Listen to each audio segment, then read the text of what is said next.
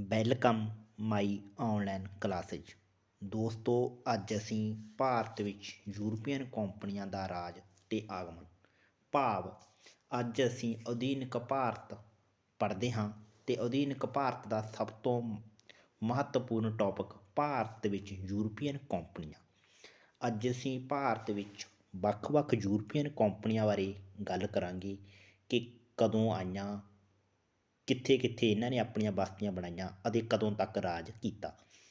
ਇਹਨਾਂ ਬਾਰੇ ਅਸੀਂ ਵਿਸਤਾਰਪੂਰਵਕ ਗੱਲ ਕਰਾਂਗੇ। ਉਂਝ ਤਾਂ ਭਾਰਤ ਦੇ ਵਿੱਚ ਬਹੁਤ ਸਾਰੀਆਂ ਕੰਪਨੀਆਂ ਆਈਆਂ, ਪਰ ਅਸੀਂ 5 ਕੰਪਨੀਆਂ ਬਾਰੇ ਵਿਸਤਾਰਪੂਰਵਕ ਗੱਲ ਕਰਾਂਗੇ। ਇਹ ਭਾਰਤ ਵਿੱਚ ਵਪਾਰ ਕਰਨ ਦੇ ਲਈ ਵੱਖ-ਵੱਖ ਸਮੇਂ ਆਈਆਂ ਅਤੇ ਬਾਅਦ ਵਿੱਚ ਇਹ ਆਪਣੀ ਰਾਜ ਕਰਨਾ ਸ਼ੁਰੂ ਕਰਦੀਆਂ ਨੇ। ਆਓ ਅਸੀਂ ਇਹਨਾਂ 5 ਕੰਪਨੀਆਂ ਬਾਰੇ ਵਿਸਤਾਰਪੂਰਵਕ ਪੜ੍ਹੀਏ। ਇੰਡੀਆ ਦੇ ਵਿੱਚ ਸਭ ਤੋਂ ਪਹਿਲਾਂ ਜਿਹੜੀ ਕੰਪਨੀ ਆਈ ਸੀ ਉਹ ਪੁਰਤਗਾਲੀ ਸੀ। ਪੁਰਤਗਾਲੀ ਇੰਡੀਆ ਦੇ ਵਿੱਚ 1498 ਵਿੱਚ ਆਈ। ਉਸ ਤੋਂ ਬਾਅਦ ਦੂਸਰੇ ਨੰਬਰ 'ਤੇ ਜੋ ਇੰਡੀਆ ਦੇ ਵਿੱਚ ਕੰਪਨੀ ਆਉਂਦੀ ਹੈ ਉਹ ਡੱਚ ਸੀ। ਡੱਚ ਇੰਡੀਆ ਦੇ ਵਿੱਚ 1602 ਦੇ ਵਿੱਚ ਆਈ ਅਤੇ ਤੀਜੀ ਕੰਪਨੀ ਬ੍ਰਿਸਟ ਸੀ ਜਿਹੜੀ 1608 ਦੇ ਵਿੱਚ ਆਈ। ਚੌਥੀ ਕੰਪਨੀ ਡੈਨਿਸ਼ ਜਿਹੜੀ 1616 ਵਿੱਚ ਆਈ। ਸਭ ਤੋਂ ਐਂਡ ਦੇ ਵਿੱਚ ਇੰਡੀਆ ਦੇ ਵਿੱਚ ਜਿਹੜੀ ਕੰਪਨੀ ਆਉਂਦੀ ਹੈ ਉਹ ਫਰਾਂਸੀਸੀ ਸੀ।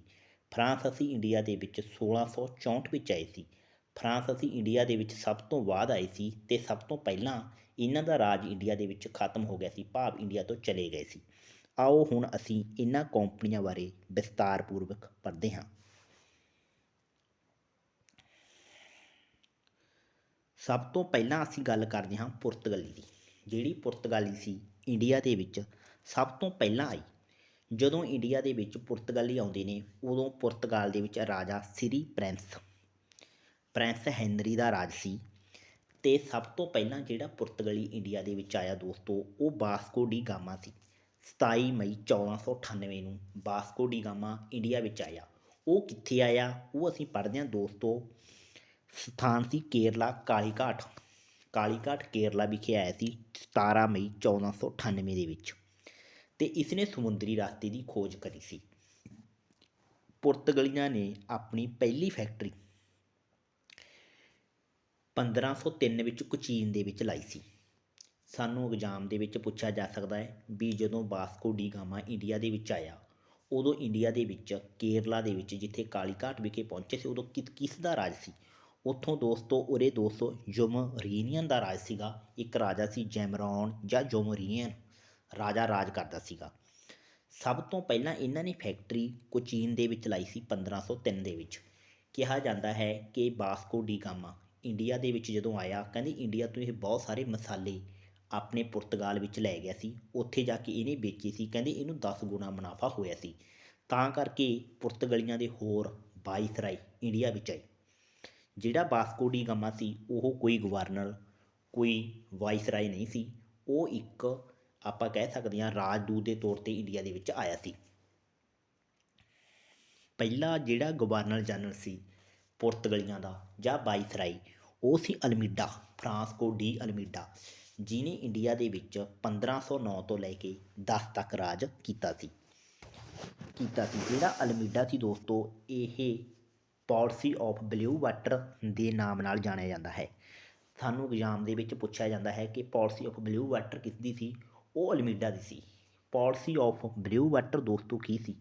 ਇਹ ਇੱਕ ਤਰ੍ਹਾਂ ਹਿੰਦ ਮਹਾਸਾਗਰ 'ਤੇ ਕੰਟਰੋਲ ਕਰਨ ਲਈ ਬਣਾਈ ਸੀ। ਭਾਵ ਹਿੰਦ ਮਹਾਸਾਗਰ 'ਤੇ ਕੰਟਰੋਲ ਕਰਨ ਲਈ ਇਹ ਨੀਤੀ ਬਣਾਈ ਸੀ। ਇਸ ਦਾ ਮਤਲਬ ਇਹ ਸੀ ਕਿ ਜਿਹੜੇ ਪੁਰਤਗਾਲੀ ਚਾਹੁੰਦੇ ਸੀ ਕਿ ਉਹਨਾਂ ਦਾ ਹਿੰਦ ਮਹਾਸਾਗਰ ਉੱਪਰ ਕੰਟਰੋਲ ਹੋਵੇ। ਕੰਟਰੋਲ ਦਾ ਮਤਲਬ ਇਹ ਸੀ ਉਹ ਚਾਹੁੰਦੇ ਸੀ ਕਿ ਵੀ ਕੋਈ ਵੀ ਕੰਪਨੀ ਜਦੋਂ ਹਿੰਦ ਮਹਾਸਾਗਰ ਦੇ ਵਿੱਚੋਂ ਦੀ ਇੱਕ ਸਥਾਨ ਤੋਂ ਦੂਜੀ, ਜਿਵੇਂ ਡੱਚ ਕੱਚਾ ਮਾਲ ਇੰਡੀਆ ਤੋਂ ਲੈ ਗਏ, ਸੂਤੀ ਕੱਪੜਾ ਲੈ ਗਏ, ਭਾਵ ਉਸ ਦਾ ਪੁਰਤਗਾਲੀਆਂ ਨੂੰ ਟੈਕਸ ਦੇਣ। ਇਸ ਦਾ ਇਹ ਆਪਾਂ ਕਹਿੰਦੇ ਨੇ ਇੱਕ ਮਾਈਂਡ ਮਾਸਟਰ ਸੀ ਇਹ ਇਸ ਤਰੀਕ ਦਾ। ਇਸ ਨੂੰ ਮਾਸਟਰ ਆਫ ਹਿੰਦ ਮਹਾਸਾਗਰ ਦਾ ਵੀ ਕਿਹਾ ਜਾ ਸਕਦਾ ਗਾ। ਪਰ ਇਹਦੀ ਇਹ ਨੀਤੀ ਸੀ ਫਰਾਂਸਕੋ ਡੀ ਅਲਮੀਡਾ ਦੀ, ਇਹ ਨੀਤੀ ਫੇਲ ਹੋ ਗਈ ਸੀ। ਇਸਨੇ 1509 ਤੋਂ 1510 ਤੱਕ ਰਾਜ ਕੀਤਾ ਸੀ। ਦੂਜਾ ਗਵਰਨਰ ਜਿਸਨੂੰ ਅਲਫਰੈਂਸਕੋ ਅਲਬੂਕਰਕ ਕਹਿੰਦੇ ਹਨ, ਇਹਨੇ 1509 ਤੋਂ 1515 ਤੱਕ ਰਾਜ ਕੀਤਾ ਸੀ। ਐਲਬੂਕਰਕ ਨੇ 1509 ਤੋਂ 1515 ਤੱਕ ਰਾਜ ਕੀਤਾ। ਅਤੇ ਇਹਨੇ ਕੀ ਕੰਮ ਕੀਤੇ ਸੀ, ਆਓ ਆਪਾਂ ਪੜ੍ਹਦੇ ਹਾਂ। ਜਿਹੜਾ ਅਲਬੂਕਾਰ ਸੀਗਾ, ਇਹਨੇ ਸਤੀ ਪ੍ਰਥਾ ਰੋਕਣ 'ਤੇ ਕੰਮ ਕੀਤਾ ਸੀ। ਅਸੀਂ ਪੜ੍ਹਦੇ ਹਾਂ ਕਿ ਵਿਲੀਅਮ ਬੈਕਟ ਨੇ ਸਤੀ ਪ੍ਰਥਾ 'ਤੇ ਰੋਕ ਲਾਈ ਸੀ 1829 ਦੇ ਵਿੱਚ, ਪਰ ਇਸਨੇ ਸਭ ਤੋਂ ਪਹਿਲਾਂ ਕੰਮ ਕੀਤਾ ਸੀ, ਭਾਵ ਰੋਕ ਲਗਾਉਣ ਦੀ ਕੋਸ਼ਿਸ਼ ਕੀਤੀ ਸੀ। ਇਸ ਦੀ ਇੱਕ ਸਭ ਤੋਂ ਮਹੱਤਵਪੂਰਨ ਕੋਸ਼ਿਸ਼ ਇਹ ਵੀ ਸੀ ਕਿ ਇਹਨਾਂ ਨੇ ਇੰਡੀਅਨ ਇਸਤਰੀਆਂ ਨਾਲ ਪੁਰਤਗਾਲੀਆਂ ਦੇ ਵਿਆਹ ਕਰਨ ਨੂੰ ਵੀ ਉਤਸ਼ਾਹਿਤ ਕੀਤਾ ਸੀ, ਭਾਵ ਇਸਨੇ ਇੱਕ ਵਿਧਵਾ ਵਿਆਹ ਕਰਨ ਦੇ ਪੱਖ ਵਿੱਚ ਵੀ ਇਸਨੇ ਆਪਣਾ ਪੂਰਾ ਸਹਿਯੋਗ ਪਾਇਆ ਸੀ। 1510 ਦੇ ਵਿੱਚ ਦੋਸਤੋ ਇਹਨੇ ਬੀਜਾਪੁਰ ਤੋਂ ਗੋਆ ਜਿੱਤ ਲਿਆ ਸੀ, ਅਤੇ ਕਹਿੰਦੇ ਨੇ ਵੀ ਪੁਰਤਗਾਲੀਆਂ ਨੇ 1510 ਦੇ ਵਿੱਚ ਆਪਣੀ ਗੋਆ ਦੇ ਵਿੱਚ ਵੀ ਫੈਕਟਰੀ ਲਗਾਈ ਸੀ।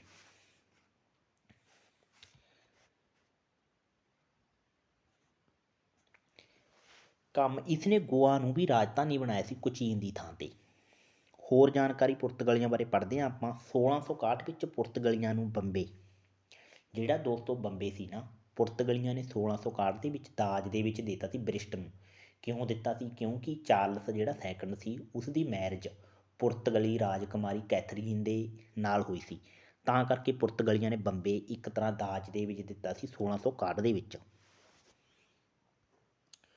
ਉਹਨਾਂ ਨੇ ਦਾਜ ਵਿੱਚ ਦਿੱਤਾ ਸੀ। ਭਾਰਤੀਆਂ ਦੇ ਨਾਲ ਵਿਆਹ ਸੰਬੰਧ ਵੀ ਕਾਇਮ ਕੀਤੇ ਸੀ। ਜਿਹੜੇ ਪੁਰਤਗਾਲੀ ਲੋਕ ਸੀ, ਇਹਨਾਂ ਨੇ ਭਾਰਤੀਆਂ ਦੇ ਨਾਲ ਵਿਆਹ ਸੰਬੰਧ ਵੀ ਕਾਇਮ ਕੀਤੇ ਸੀ। ਜਿਹੜਾ ਤੀਜਾ ਗਵਰਨਰ ਸੀਗਾ ਮਾਰਟਨ ਅਲਫਾਂਸੋ ਡੀ ਸੂਜਾ, ਇਹ ਤੀਜਾ ਗਵਰਨਰ ਸੀ ਪੁਰਤਗਾਲੀ। ਕਹਿੰਦੇ ਵੀ ਇਸ ਦੇ ਸਮੇਂ ਈਸਾਈ ਧਰਮ ਦਾ ਸਭ ਤੋਂ ਜ਼ਿਆਦਾ ਪ੍ਰਚਾਰ ਕੀਤਾ ਸੀ। ਐਗਜ਼ਾਮ ਦੇ ਵਿੱਚ ਬਹੁਤ ਘੱਟ ਪੁੱਛਿਆ ਜਾਂਦਾ ਇਹ, ਪਰ ਆਪਾਂ ਦੋਸਤੋ ਇਹਨੂੰ ਵੀ ਪੜ੍ਹਾਂਗੇ। ਮਾਰਟਨ ਅਲਫਾਂਸੋ ਡੀ ਸੂਜਾ, ਇਸਨੇ ਈਸਾਈ ਧਰਮ ਦਾ ਪ੍ਰਚਾਰ ਕੀਤਾ ਸੀ। ਕਹਿੰਦੇ ਜੇਕਰ ਅਸੀਂ ਅੱਜ ਵੀ ਚੰਗੀ ਤਰ੍ਹਾਂ ਵੇਖੀਏ ਨਾ ਪੁਰਤਗਾਲ ਦੇ ਵਿੱਚ, ਉੱਥੇ ਈਸਾਈ ਧਰਮ ਦੇ ਲੋਕ ਬਹੁਤ ਜ਼ਿਆਦਾ ਨੇ। ਨੋਟ ਦੋਸਤੋ ਜਿਹੜੇ ਪੁਰਤਗਾਲੀ ਸੀ ਇੰਡੀਆ ਦੇ ਵਿੱਚ ਸਭ ਤੋਂ ਪਹਿਲਾਂ ਆਏ ਸੀ ਅਤੇ ਸਭ ਤੋਂ ਬਾਅਦ ਗਏ ਨੇ। ਜੇ ਸਾਨੂੰ ਪੁੱਛਿਆ ਜਾਵੇ, ਆਜ਼ਾਦੀ ਤੋਂ ਬਾਅਦ ਵੀ 1961 ਤੱਕ ਇੰਡੀਆ ਦੇ ਵਿੱਚ ਪੁਰਤਗਾਲੀ ਰਹੇ ਨੇ, ਭਾਵ ਇਹਨਾਂ ਦਾ ਰਾਜ ਰਿਹਾ ਗਾ। ਹੁਣ ਦੋਸਤੋ ਅਸੀਂ ਦੂਸਰੀ ਕੰਪਨੀ ਡੱਚ ਬਾਰੇ ਪੜ੍ਹਦੇ ਹਾਂ। ਜਿਹੜੀ ਡੱਚ ਕੰਪਨੀ ਸੀ ਦੋਸਤੋ, ਇਹ ਇੰਡੀਆ ਦੇ ਵਿੱਚ ਇੱਕ ਡੱਚ 1595 ਦੇ ਵਿੱਚ ਆਇਆ ਸੀ, ਪਰ ਇਹਨਾਂ ਨੇ ਆਪਣੀ ਜਿਹੜੀ ਕੰਪਨੀ ਦੀ ਸਥਾਪਨਾ ਉਹ 1602 ਦੇ ਵਿੱਚ ਕੀਤੀ ਸੀ। ਇਹ ਨੀਦਰਲੈਂਡ ਤੋਂ ਆਏ ਸੀ, ਭਾਵ ਹਾਈਲੈਂਡ ਤੋਂ ਆਏ ਸੀ। ਪਹਿਲੀ ਫੈਕਟਰੀ ਇਹਨਾਂ ਨੇ ਮਸੂਲੀਪਟਨਮ 'ਚ 1605 ਦੇ ਵਿੱਚ ਲਾਈ ਸੀ। ਦੋਸਤੋ ਜਿਹੜੇ ਪੁਰਤਗਾਲੀ ਸੀ, ਉਹਨਾਂ ਨੇ ਤਾਂ ਮਸਾਲੇ ਦਾ ਵਪਾਰ ਕੀਤਾ ਸੀ ਇੰਡੀਆ ਨਾਲ ਸਭ ਤੋਂ ਵੱਧ, ਪਰ ਜਿਹੜੇ ਡੱਚ ਸੀ ਇਹਨਾਂ ਨੇ ਸੂਤੀ ਕੱਪੜੇ, ਸਭ ਤੋਂ ਵੱਧ ਵਪਾਰ ਸੂਤੀ ਕੱਪੜੇ ਦਾ ਕੀਤਾ ਸੀ। ਇਹਨਾਂ ਨੇ ਕੋਚੀ ਵਿੱਚ ਫੋਰਟ ਵਿਲੀਅਮ ਕਿਲ੍ਹਾ ਵੀ ਬਣਾਇਆ ਸੀ। ਬੇਦਰਾ ਦਾ ਯੁੱਧ, ਜਿਹੜਾ ਬੇਦਰਾ ਦਾ ਯੁੱਧ ਹੈ ਦੋਸਤੋ, ਇਹ 1759 ਦੇ ਵਿੱਚ ਹੋਇਆ ਸੀ। ਕਿਉਂਕਿ ਜਦੋਂ ਡੱਚ ਕੰਪਨੀ ਸੀ, ਉਸ ਸਮੇਂ ਇੰਡੀਆ ਦੇ ਵਿੱਚ ਬ੍ਰਿਸਟ ਕੰਪਨੀ ਵੀ ਆਪਣੀ ਮੰਨ ਕੇ ਚਲੋ ਇੱਕ ਸ਼ਕਤੀਸ਼ਾਲੀ ਕੰਪਨੀ ਸੀ। ਬ੍ਰਿਸਟ ਕੰਪਨੀ ਡੱਚ, ਪੁਰਤਗਾਲੀ, ਫਰਾਂਸੀਸੀ, ਸਾਰਿਆਂ ਤੋਂ ਸ਼ਕਤੀਸ਼ਾਲੀ ਕੰਪਨੀ ਬ੍ਰਿਸਟ ਸੀ। ਅਤੇ ਬ੍ਰਿਸਟ ਅਤੇ ਡੱਚ ਦਾ ਇੱਕ ਯੁੱਧ ਹੁੰਦਾ, ਜਿਹੜਾ ਬੇਦਰਾ ਦਾ ਯੁੱਧ ਵੱਜਦਾ ਗਾ। ਇਸ ਯੁੱਧ ਦੇ ਵਿੱਚ ਕੀ ਹੋਇਆ, 1759 ਦੇ ਵਿੱਚ ਡੱਚ ਹਾਰ ਜਾਂਦੇ ਨੇ। ਇਸ ਯੁੱਧ ਤੋਂ ਹਾਰਨ ਤੋਂ ਬਾਅਦ ਡੱਚਾਂ ਦੀ ਜਿਹੜੀ ਸ਼ਕਤੀ ਹੈ ਉਹ ਕਮਜ਼ੋਰ ਹੋ ਜਾਂਦੀ ਹੈ, ਭਾਵ ਇੱਕ ਮਾਤਰ ਖਤਮ ਹੀ ਹੋ ਜਾਂਦੀ ਹੈ। ਤਾਂ ਅਸੀਂ ਕਹਿ ਸਕਦੇ ਹਾਂ ਕਿ ਡੱਚਾਂ ਨੇ 1602 ਤੋਂ 1759 ਤੱਕ ਇੰਡੀਆ ਦੇ ਵਿੱਚ ਆਪਣੀਆਂ ਕੰਪਨੀਆਂ ਜਾਂ ਆਪਣਾ ਰੂਲ ਰਿਹਾ। ਤੀਜੀ ਕੰਪਨੀ ਅਸੀਂ ਬ੍ਰਿਸਟ ਪੜ੍ਹਦੇ ਹਾਂ। ਦੋਸਤੋ ਜਿਹੜੀ ਬ੍ਰਿਸਟ ਕੰਪਨੀ ਹੈ, ਈਸਟ ਇੰਡੀਆ ਕੰਪਨੀ, ਇਹਨੇ 1608 ਤੋਂ 1858 ਤੱਕ ਰਾਜ ਕੀਤਾ, ਪਰ ਕਈ ਥਾਵਾਂ 'ਤੇ 1600 ਵੀ ਲਿਖਿਆ ਜਾ ਸਕਦਾ, ਕਿਉਂਕਿ ਦੋਸਤੋ ਈਸਟ ਇੰਡੀਆ ਕੰਪਨੀ ਜਿਹੜੀ ਇਹਦੀ ਸਥਾਪਨਾ ਸੀ ਉਹ 31 ਦਸੰਬਰ 1600 ਦੇ ਵਿੱਚ ਮਹਾਰਾਣੀ ਐਲਜ਼ਾਬੈਥ ਨੇ ਇੰਗਲੈਂਡ ਦੇ ਵਿੱਚ ਕੀਤੀ ਸੀ। 31 ਦਸੰਬਰ 1600 ਤੋਂ ਕਰਤੀ, ਲਾਸਟ ਦਿਨ ਹੀ ਹੋ ਗਿਆ ਨਾ 1600 ਦਾ, ਉਹ ਇੱਕ ਸਾਲ ਦੇ ਵਿੱਚ ਤਾਂ ਨਹੀਂ ਆ ਸਕਦੇ। ਇਸ ਕਰਕੇ ਜਿਹੜੀ ਕੰਪਨੀ ਸੀ ਉਹ ਹੌਲੀ ਹੌਲੀ ਇੰਡੀਆ ਦੇ ਵਿੱਚ ਆਈ ਸੀ। ਮਹਾਰਾਣੀ ਐਲਜ਼ਾਬੈਥ ਨੇ ਇਸ ਕੰਪਨੀ ਨੂੰ 15 ਸਾਲ ਦਾ ਇਕਾਧਰ ਦਿੱਤਾ ਸੀ, ਭਾਵ 15 ਸਾਲ ਵਪਾਰ ਕਰਨ ਦਾ ਅਧਿਕਾਰ ਇਸ ਕੰਪਨੀ ਨੂੰ ਦਿੱਤਾ ਸੀ। ਮਹਾਰਾਣੀ ਜਿਹੜੀ ਐਲਜ਼ਾਬੈਥ ਸੀ ਦੋਸਤੋ, ਇਹਦੀ 1603 ਦੇ ਵਿੱਚ ਡੈਥ ਹੋ ਗਈ ਸੀ। ਇਸ ਦੀ ਡੈਥ ਤੋਂ ਬਾਅਦ ਜਿਹੜਾ ਇੰਗਲੈਂਡ ਦਾ ਰਾਜਾ ਬਣਿਆ ਸੀ ਉਹ ਜੇਮਜ਼ ਪਹਿਲਾ ਬਣਿਆ ਸੀ। ਜੇਮਜ਼ ਪਹਿਲੇ ਦੇ ਸਮੇਂ ਜੋਹਨ ਮਿਡਨਹਾਲ 1599 ਦੇ ਵਿੱਚ ਆਗਰਾ ਵਿਖੇ ਆਇਆ ਸੀ, ਅਤੇ ਉਹ 1603 ਦੇ ਵਿੱਚ ਅਕਬਰ ਨਾਲ ਉਹਨੇ ਮੁਲਾਕਾਤ ਕੀਤੀ ਸੀ। ਅਕਬਰ ਦਾ ਰਾਜ ਸੀ ਜਦੋਂ ਜੋਹਨ ਮਿਡਨਹਾਲ, ਇਹ ਪਹਿਲਾ ਅੰਗਰੇਜ਼ ਸੀ ਜਿਹੜਾ ਇੰਡੀਆ ਦੇ ਵਿੱਚ ਆਇਆ ਸੀ। ਅਤੇ ਉਸ ਤੋਂ ਬਾਅਦ ਦੂਜਾ ਵਿਲੀਅਮ ਹੈਂਕਜ, ਇਹ 1608 ਤੋਂ ਲੈ ਕੇ 1611 ਤੱਕ ਇੰਡੀਆ 'ਚ ਰਿਹਾ ਸੀ। ਸਾਨੂੰ ਜ਼ਿਆਦਾਤਰ ਵਿਲੀਅਮ ਹੈਂਕਜ ਹੀ ਦੇਖਣ ਨੂੰ ਮਿਲਦਾ ਗਾ, ਜਿਹੜਾ ਇਹ ਜੇਮਜ਼ ਪਹਿਲੇ ਦਾ ਰਾਜਦੂਤ ਸੀਗਾ। ਜਿਹੜਾ ਵਿਲੀਅਮ ਹੈਂਕ ਸੀ ਦੋਸਤੋ, ਇਹ ਜਹਾਂਗੀਰ ਦੇ ਸਮੇਂ ਆਇਆ ਸੀਗਾ। ਜੇ ਸਾਨੂੰ ਇੰਡੀਆ ਦੇ ਵਿੱਚ ਪੁੱਛਿਆ ਜਾਵੇ ਪਹਿਲਾ ਅੰਗਰੇਜ਼, ਤਾਂ ਅਸੀਂ ਆਖਾਂਗੇ ਜੌਹਨ ਮਿਲਨਹਾਲ। ਜੇ ਸਾਨੂੰ ਦੂਜਾ ਅੰਗਰੇਜ਼ ਪੁੱਛਿਆ ਜਾਵੇ, ਜਾਂ ਕਈ ਵਾਰੀ ਆਪਸ਼ਨ ਦੇ ਵਿੱਚ ਵਿਲੀਅਮ ਹੈਂਕ ਜਾਂ, ਤਾਂ ਅਸੀਂ ਵਿਲੀਅਮ ਹੈਂਕ ਦੇ ਹੀ ਨਿਸ਼ਾਨ ਲਗਾਵਾਂਗੇ। ਇਹ ਜਹਾਂਗੀਰ ਦੇ ਸਮੇਂ ਆਇਆ ਸੀ। ਜਿਹੜਾ ਵਿਲੀਅਮ ਹੈਂਕ ਸੀ, ਇਹ ਇੱਕ ਵਪਾਰਕ ਕਰਨ ਦੇ ਲਈ ਹੀ ਇੰਡੀਆ ਦੇ ਵਿੱਚ ਆਇਆ ਸੀ, ਪਰ ਇਹ ਵਪਾਰਕ ਸਹੂਲਤਾਂ ਲੈਣ ਦੇ ਵਿੱਚ ਅਸਫਲ ਰਿਹਾ ਸੀ। ਵਿਲੀਅਮ ਹੈਂਕ ਨੂੰ ਫਰਾਂਗੀ ਖਾਂ ਦੀ ਉਪਾਧੀ ਦਿੱਤੀ ਸੀ ਜਹਾਂਗੀਰ ਨੇ। ਇਹ ਜਹਾਂਗੀਰ ਦੇ ਦਰਬਾਰ ਵਿੱਚ ਰਿਹਾ ਸੀ 1608 ਤੋਂ ਲੈ ਕੇ 1611 ਤੱਕ, ਪਰ ਇਹ ਵਪਾਰਕ ਸਹੂਲਤਾਂ ਲੈਣ ਵਿੱਚ ਤਾਂ ਅਸਫਲ ਰਿਹਾ ਸੀ, ਪਰ ਇਸਨੇ ਪਹਿਲੀ ਫੈਕਟਰੀ ਜ਼ਰੂਰ ਲਾ ਲਈ ਸੀ। ਕਹਿੰਦੇ ਨੇ ਕਿ 1608 ਦੇ ਵਿੱਚ ਪਹਿਲੀ ਫੈਕਟਰੀ ਸੂਰਤ ਦੇ ਵਿੱਚ ਲਾਈ ਸੀ। ਇਹ ਅਸਥਾਈ ਫੈਕਟਰੀ ਸੀ ਪਹਿਲੀ ਫੈਕਟਰੀ, ਪਰ ਇਹਨਾਂ ਦੀ ਜਿਹੜੀ ਸਥਾਈ ਫੈਕਟਰੀ ਸੀ ਉਹ 1612 ਵਿੱਚ ਲਾਈ ਸੀ। ਦੋਸਤੋ, ਕੁਝ ਗੱਲਾਂ ਮੈਂ ਨੋਟਸ PDF ਦੇ ਵਿੱਚ ਨਹੀਂ ਲਿਖੀਆਂ, ਪਰ ਤੁਹਾਨੂੰ ਮੈਂ ਸਮਝਾ ਰਿਹਾ ਜੋ ਮੈਂ ਬੇਸਿਕ ਪੜ੍ਹੀਆਂ ਹੋਈਆਂ ਨੇ। ਟਾਮਸਰੋ, ਜਿਹੜਾ ਟਾਮਸਰੋ ਸੀਗਾ, ਕਈ ਵਾਰੀ ਥਾਮਸਰੋ ਵੀ ਲਿਖਿਆ ਜਾਂਦਾ, ਇਹ 1615 ਦੇ ਵਿੱਚ ਆਇਆ ਸੀ। ਵਪਾਰਕ ਸਹੂਲਤਾਂ ਲੈਣ ਵਿੱਚ ਇਹ ਸਫਲ ਹੋ ਗਿਆ ਸੀ। ਥਾਮਸਰੋ ਜਹਾਂਗੀਰ ਦੇ ਸਮੇਂ ਆਇਆ ਸੀ। ਦੂਜੀ ਫੈਕਟਰੀ ਅੰਗਰੇਜ਼ਾਂ ਨੇ ਮਸੂਲੀਪਟਨਮ ਦੇ ਵਿੱਚ ਲਾਈ ਸੀ 1616 ਦੇ ਵਿੱਚ। ਪਹਿਲੀ ਸਾਊਥ ਫੈਕਟਰੀ ਸੀ ਇਹ। 1637 ਵਿੱਚ ਮਦਰਾਸ ਇਹਨਾਂ ਨੇ ਠੇਕੇ 'ਤੇ ਲੈ ਲਿਆ ਸੀ। ਫੋਰਟ ਸੈਂਟ ਜਾਰਜ ਕਿਲ੍ਹਾ, ਅੰਗਰੇਜ਼ਾਂ ਨੇ ਆਪਣਾ ਪਹਿਲਾ ਜਿਹੜਾ ਕਿਲ੍ਹਾ ਸੀ ਉਹ ਫੋਰਟ ਸੈਂਟ ਜਾਰਜ ਕਿਲ੍ਹਾ ਸੀ, ਜਿਹੜਾ ਉਹ 1637 ਵਿੱਚ ਮਦਰਾਸ ਦੇ ਵਿੱਚ ਬਣਾਇਆ ਸੀ। ਮਦਰਾਸ ਨੂੰ 1639 ਵਿੱਚ ਪਹਿਲਾ ਕਿਲ੍ਹਾ ਬਣਾ ਦਿੱਤਾ ਸੀ।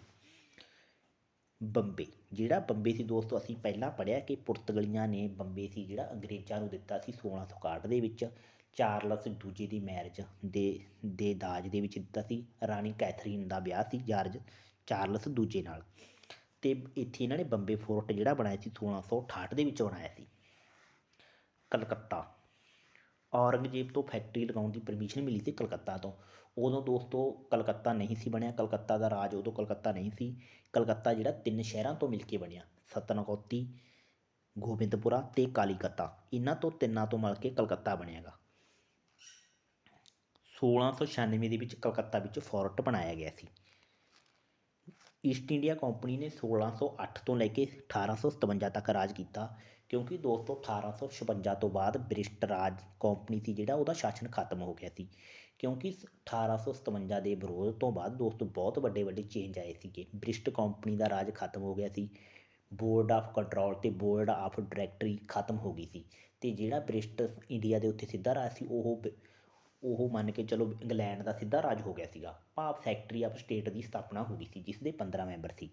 ਜੇ ਤੁਹਾਨੂੰ ਪੁੱਛਿਆ ਜਿਹੜਾ ਸੈਕਟਰੀ ਆਫ ਸਟੇਟ ਸੀ, ਇਹਦਾ ਪਹਿਲਾ ਜਿਹੜਾ ਪ੍ਰਧਾਨ ਸੀ ਉਹ ਵੁੱਡ ਚਾਰਲਸ ਸੀਗਾ।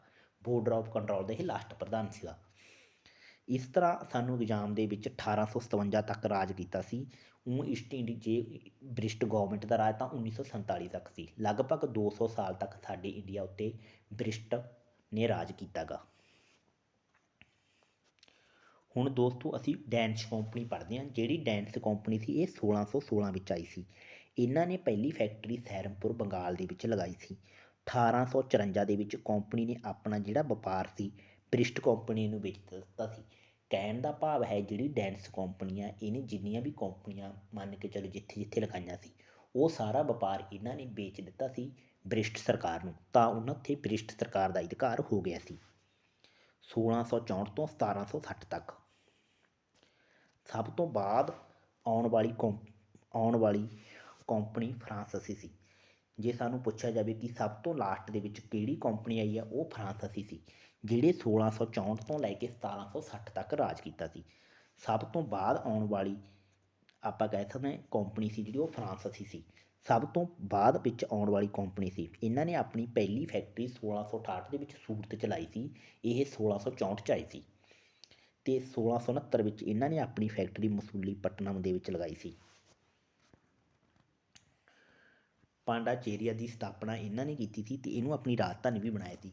1760 ਵਿੱਚ ਕਰਨਾਟਕਾ, ਦੋਸਤੋ ਜਿਹੜੀ ਫਰਾਂਸੀਸੀ ਕੰਪਨੀ ਸੀ ਅਤੇ ਈਸਟ ਇੰਡੀਆ ਕੰਪਨੀ ਸੀ, ਬ੍ਰਿਸ਼ਟ ਕੰਪਨੀ, ਇਹਨਾਂ ਦੇ ਵਿੱਚ 3 ਯੁੱਧ ਹੋਏ ਨੇ। ਕਰਨਾਟਕਾ ਦੇ 3 ਯੁੱਧ ਹੋਏ ਨੇ। ਜਿਹੜਾ ਤੀਜਾ ਯੁੱਧ ਹੋਇਆ ਸੀ ਦੋਸਤੋ 1760 ਦੇ ਵਿੱਚ, ਤੀਜੇ ਯੁੱਧ ਸਮੇਂ ਇੱਕ ਲੜਾਈ ਹੋਈ ਸੀ ਵਾਡੀਵਾਸ਼ ਦੀ। ਇਸ ਵਾਡੀਵਾਸ਼ ਦੇ ਯੁੱਧ ਦੇ ਵਿੱਚ ਜਿਹੜੀ ਈਸਟ ਇੰਡੀਆ ਕੰਪਨੀ ਜਿੱਤ ਗਈ ਸੀ ਕਰਨਾਟਕਾ ਦੇ ਯੁੱਧ ਵਿੱਚ, ਅਤੇ ਫਰਾਂਸ ਦੀ ਕੰਪਨੀ ਹਾਰ ਗਈ ਸੀ। ਤਾਂ ਕਰਕੇ ਇਹਨਾਂ ਦਾ ਰਾਜ 1760 ਦੇ ਵਿੱਚ ਖਤਮ ਹੋ ਗਿਆ ਸੀ। ਇਹ ਕੰਪਨੀ ਸਭ ਤੋਂ ਬਾਅਦ ਆਈ ਸੀ ਅਤੇ ਸਭ ਤੋਂ ਭਾਰਤ ਵਿੱਚ ਰਾਜ ਕੀਤਾ ਸੀ। ਇਸ ਤਰ੍ਹਾਂ ਦੋਸਤੋ ਅਸੀਂ ਇੰਡੀਆ ਦੇ ਵਿੱਚ ਵੱਖ-ਵੱਖ ਸਮੇਂ ਆਉਣ ਵਾਲੀਆਂ ਕੰਪਨੀਆਂ ਬਾਰੇ ਪੜ੍ਹਿਆ ਹੈ। ਜਿਵੇਂ ਸਭ ਤੋਂ ਪਹਿਲਾਂ ਪੁਰਤਗਾਲੀ ਆਏ, ਫਿਰ ਡੱਚ ਆਏ, ਫਿਰ ਇੰਗਲਿਸ਼ ਆਏ, ਫਿਰ ਡੈਨਿਸ਼ ਆਏ, ਫਿਰ ਫਰਾਂਸ ਆਏ। ਇਹਨਾਂ ਨੂੰ ਅਸੀਂ ਇਸ ਤਰ੍ਹਾਂ ਵੀ ਯਾਦ ਕਰ ਸਕਦੇ ਹਾਂ। ਜਿਵੇਂ ਪੁਰਤਗਾਲੀਆਂ ਤਾਂ ਸਾਰਿਆਂ ਨੂੰ ਪਤਾ ਹੈ ਕਿ ਪੁਰਤਗਾਲੀ ਸਭ ਤੋਂ ਪਹਿਲਾਂ ਆਏ, ਉਦੋਂ ਬਾਅਦ ਅਸੀਂ ਯਾਦ ਕਰ ਸਕਦੇ ਹਾਂ DE Danish English, DF Danish France, ਭਾਵ ਡੱਚ ਇੰਗਲਿਸ਼ ਡੈਨਿਸ਼ ਫਰਾਂਸ। ਇਸ ਤਰ੍ਹਾਂ ਅਸੀਂ ਯਾਦ ਕਰ ਸਕਦੇ ਹਾਂ। ਜਿਵੇਂ ਸਾਨੂੰ ਪੇਪਰ ਦੇ ਵਿੱਚ ਵੱਖ-ਵੱਖ ਪ੍ਰਸ਼ਨ ਪੁੱਛੇ ਜਾ ਸਕਦੇ ਨੇ ਕਿ ਸਭ ਤੋਂ ਪਹਿਲਾਂ ਕਿਹੜੀ ਕੰਪਨੀ ਆਈ, ਪੁਰਤਗਾਲੀ, ਅਤੇ ਸਭ ਤੋਂ ਬਾਅਦ ਆਏ ਫਰਾਂਸ ਸੀ। ਸਭ ਤੋਂ ਪਾਵਰਫੁਲ ਕੰਪਨੀ ਕਿਹੜੀ ਸੀ, ਈਸਟ ਇੰਡੀਆ ਕੰਪਨੀ। ਸਭ ਤੋਂ ਪਹਿਲਾਂ ਇੰਡੀਆ ਦੇ ਵਿੱਚੋਂ ਕੌਣ ਗਏ ਦੋਸਤੋ, ਫਰਾਂਸ ਸੀ। ਸਭ ਤੋਂ ਬਾਅਦ ਆਏ, ਸਭ ਤੋਂ ਪਹਿਲਾਂ ਇੰਡੀਆ 'ਚ ਗਏ ਕਦੋਂ ਗਏ, 1760 ਦੇ ਵਿੱਚ ਬਾਡੀਵਾਸ ਦੇ ਯੁੱਧ ਦੇ ਵਿੱਚ ਹਾਰ ਤੋਂ ਬਾਅਦ। ਅਤੇ ਸਭ ਤੋਂ ਬਾਅਦ ਜਿਹੜੇ ਆਏ ਸੀ ਉਹ ਪੁਰਤਗਾਲੀ ਆਏ ਸੀ। ਸਭ ਤੋਂ ਪਹਿਲਾਂ ਜਿਹੜੀ ਕੰਪਨੀ ਆਈ ਸੀ ਇੰਡੀਆ ਦੇ ਵਿੱਚ, ਕੁਝ ਪ੍ਰਸ਼ਨ ਮੈਂ ਬਣਾਏ ਨੇ ਜਿਹੜੇ ਪੇਪਰਾਂ ਦੇ ਵਿੱਚ ਇਸ ਤਰ੍ਹਾਂ ਦੇ ਪ੍ਰਸ਼ਨ ਸਾਨੂੰ ਵੇਖਣ ਨੂੰ ਮਿਲ ਸਕਦੇ ਨੇ। ਜਿਵੇਂ ਸਭ ਤੋਂ ਪਹਿਲਾਂ ਕੰਪਨੀ ਆਈ ਪੁਰਤਗਾਲੀ, ਸਭ ਤੋਂ ਸ਼ਕਤੀਸ਼ਾਲੀ ਬ੍ਰਿਸਟ, ਅਤੇ ਸਭ ਤੋਂ ਬਾਅਦ ਆਉਣ ਵਾਲੀ ਕੰਪਨੀ ਫਰਾਂਸ ਸੀ। ਅਤੇ ਸੂਰਤ ਵਿੱਚ ਸਭ ਤੋਂ ਪਹਿਲਾਂ ਫੈਕਟਰੀ ਲਾਈ ਅੰਗਰੇਜ਼ਾਂ ਨੇ 1612, ਅਤੇ ਸੂਰਤ ਦੇ ਵਿੱਚ ਫਰਾਂਸੀਸੀਆਂ ਨੇ ਲਾਈ 1668 ਦੇ ਵਿੱਚ। ਅਤੇ ਬੇਦਰਾ ਦਾ ਯੁੱਧ ਕਿਹੜੀਆਂ ਕੰਪਨੀਆਂ ਦੇ ਵਿਚਕਾਰ ਹੋਇਆ, ਅੰਗਰੇਜ਼ਾਂ ਅਤੇ ਡੱਚਾਂ ਦੇ ਵਿਚਕਾਰ ਹੋਇਆ ਸੀ। ਕਿਹੜੀ ਕੰਪਨੀ ਈਸਟ ਇੰਡੀਆ ਕੰਪਨੀ ਵਿੱਚ ਆਜ਼ਾਦੀ ਤੋਂ ਬਾਅਦ ਵੀ ਰਹੀ ਸੀ ਇੰਡੀਆ ਦੇ ਵਿੱਚ, ਉਹ ਕਿਹੜੀ ਰਹੀ ਸੀ, ਪੁਰਤਗਾਲੀ ਰਹੇ ਸੀ। ਇਸ ਤਰ੍ਹਾਂ ਦੇ ਪ੍ਰਸ਼ਨ ਦੋਸਤੋ ਸਾਨੂੰ ਐਗਜ਼ਾਮ ਦੇ ਵਿੱਚ ਵੇਖਣ ਨੂੰ ਮਿਲਦੇ ਨੇ। ਦੋਸਤੋ ਆਸ ਕਰਦੇ ਹੋਵਾਂਗੇ ਕਿ ਤੁਹਾਨੂੰ ਸਾਡਾ ਅੱਜ ਦਾ ਵੀਡੀਓ ਵਧੀਆ ਲੱਗਿਆ ਹੋਵੇਗਾ।